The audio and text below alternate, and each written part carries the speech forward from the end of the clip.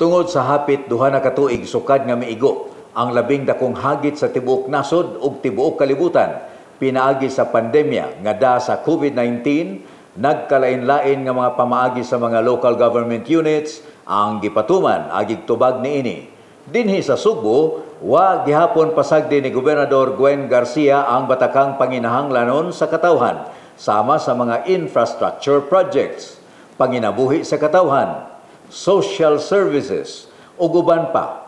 Niining unang bahin sa special report nga gihanay ni Sheila Gravines, iyang ipakita kanato kung unsa na ang mga proyekto nga nahimo sa kagamhanan sa lalawigan sa Subo.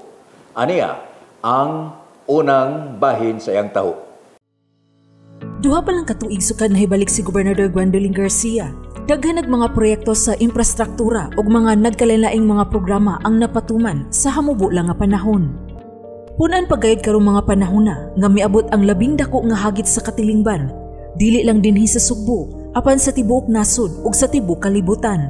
Ang pag-abot sa coronavirus disease nga mao'y hinungdan sa daghan nga lockdowns nga gipatuman. Ang tuig 2020 mao'y labing lisod ug mahagiton nga tuig sa Sugbo ug sa tibuok kalibutan tungod sa pandemya.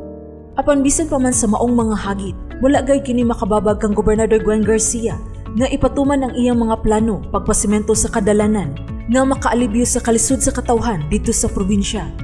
Ang infrastruktura usa sa priority projects sa iyang administrasyon. Kay siya nagtuo nga ang pagpanindot sa kadalanan mao'y liabi sa pagpalambo sa usa ka lugar.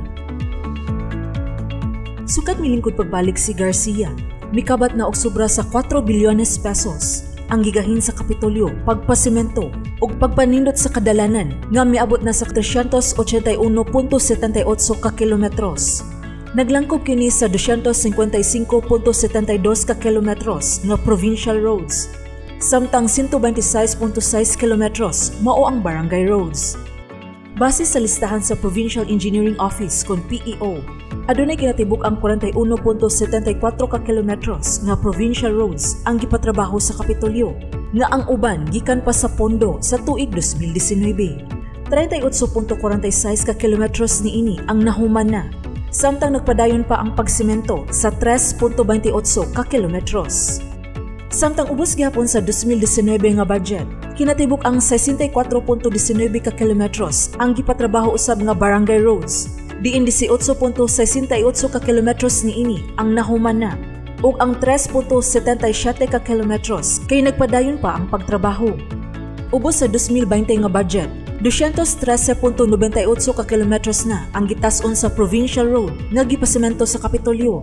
34.17 ka kilometros niini nahuman na, samtang nagpadayon pa ang pagtrabaho sa 179.81 ka kilometros.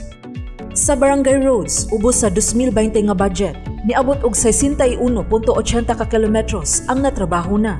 9.9 ka kilometros niini ang nakumpleto na og siminto, samtang ongoing ang 52.77 ka kilometros.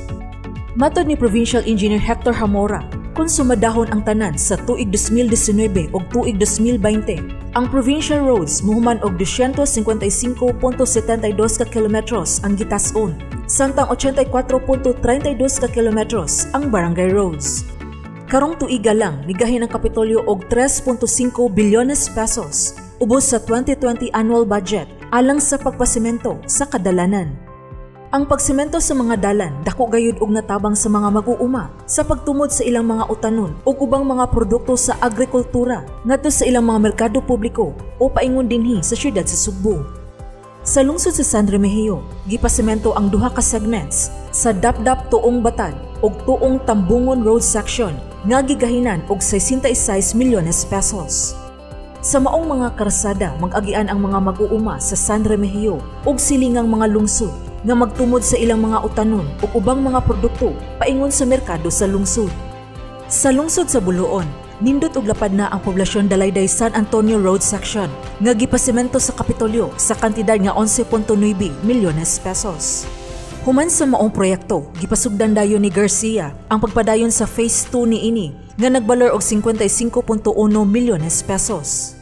Dito sa lungsod sa Carmen, nahitabo na gayud ang dugay na nga gipaabot sa mga taga-barangay Triunfo ug kasikbit nga mga barangay nga masemento ang Dawis Triunfo Provincial Road nga gibiyaan sa kontraktor. Inikauman ni ini nga proyektuha, dili na maglisod ang mga estudyante ug mga magtutudlo sa pagbiyahe padungadto sa ilang eskwelahan, sa higayon mabalik na ang face-to-face nga klase. Apil sa gipasimento sa Kapitolyo ang Bugo Libertad Udlot Road o ang karsada paingon sa Berhen sa Udlot nga usa sa mga tourist destination sa syudad sa Bugo. Niadtong tuig 2019, ang kadalanan nga nahuman nahilakip kini sa Phase 1 ug gisumpayan kini pinaagi sa pondo nga gigahin niadtong tuig 2020 nga mao ang Phase 2 sa road concreting projects. Sa dili pa matapos ang 2021, pinaagi sa budget karong tuiga, sugdan na usab ang Phase 3. Based na turong gi-implement karon, dako jud kayo kuan kalainan no. Kay sa una, ang atong provincial road na sa atong design lang daan sa una na narata sa asfalto pa man to sa una, no? Nga karon ato naman gikuan concrete, mo may atong truss gid, concrete na gid na taon daan. Usa-usab sa mga gipasigarbo sa Kapitolyo, mao ang kadalanan ni ini karon. Dili lang ordinaryo nga barangay o provincial roads, kay ila gayud gisubay ang national standards. Mao nga mura kini og highway kun tan-awon. Dili na ko kontento anang 5 metros ra. Kay kung manghimo matag daan, ato ning himuon ang daan dili lang para karon, para ni sa mga daghang katuigan nga umaabot. Busa, ang provincial road nato lapad na 6.1 ang gilapdon, mura na nag-highway. Lapad atong dalan sa provincial road nya baga pa gyud. Ato na gining makuan, accomplish gyud nato gyud. Nindot na gyud ang kuan ato agian. Daghan ang maka-benefit. Ang dugay na gihandom nga lapad ug nindot nga karsada sa mga mulupyo sa Barangay Kaurasan, lungsod sa Carmen, diin pig-ot ug gamay ang ilang karsada. Ang gipanindot nga Sangi Dugyan Road section sa lungsod sa Alegria nga dulan 12 bilyones pesos ang gigahin nga pondo. Ang puwerte kanipis nga karsada sa Barangay Poblasyon, Candabong, Manga sa lungsod sa Alcantara nga kun ang lungsod ang mopatrabaho, maabtan og 16 ka tuig. Apan gihuman lang sa Kapitolyo nga wa kaabti gani og 2 ka tuig. Kini gigahinan og dulan 50 milyones pesos nga pondo sa Kapitolyo. Ug ang gisemento nga Poblasyon Kanyang Road section ug Bulangsuran Kanyang Road section sa lungsod sa Sambuan. Base sa inventory sa PEO, moabot sa 800 ka kilometros ang gitas-on sa provincial roads sa lalawigan sa Subo o gitarget sa pamunuan ni Garcia nga masemento ang katunga niini sa dili pa mahuman ang 2021. Gidugang ni Hamora nga dunay mga karsada nga wa dayon mahuman og trabaho gumikan sa mga suliran sa road right of way. Apan positibo siya nga mapatuman gyud ang maong mga proyekto tungod kay porsigido si Gobernador Garcia nga ipatuman kini sa mga kontraktor sa gitakda nga panahon. Bisan kun adunay pandemya, nagpadayon ang Kapitolyo sa pagpatuman sa mga proyekto, dili lang alang sa pag-ayos sa kadalanan, apan apil na ang pagpalambo sa sistema sa patubig, food security, ug makasaysayanon pa nga mga proyekto sa natad sa panglawas. Kay makabato na og kaugalingong laboratorio ang 16 ka mga ospital nga gipadagan og gidumala sa kagamhanan sa lalawigan sa Subo. Karong tuiga, gihingusgan usab sa Kapitolyo ang pag-improve sa district o provincial hospitals o gastuhan usab ang infrastruktura niini.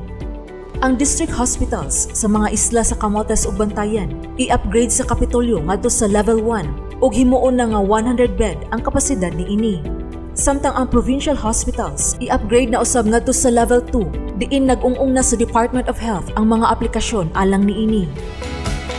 Naila na si Garcia sa iyang klase sa pagpanerbisyo nga buhat ang pasultion ug dili sulti ang pabuhaton.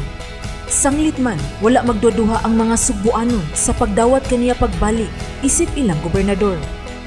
Iyang gisiguro nga ang mga proyekto ug mga programa nga gipatuman ubos sa iyang administrasyon nakita, nabati ug napaabot gayud ngadto sa katawhan, ilabi na sa labing nagkinahanglan ug kadtong nanimuyo sa bukiran ug suokon nga mga bahin sa probinsya sa Subo. Sheila Gravinez, Balita sa Subo.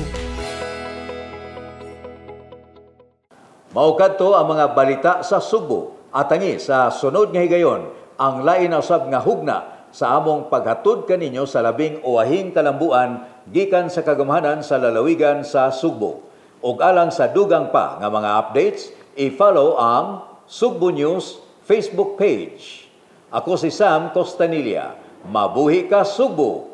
Mabuhi kitang tanang Sugboanon.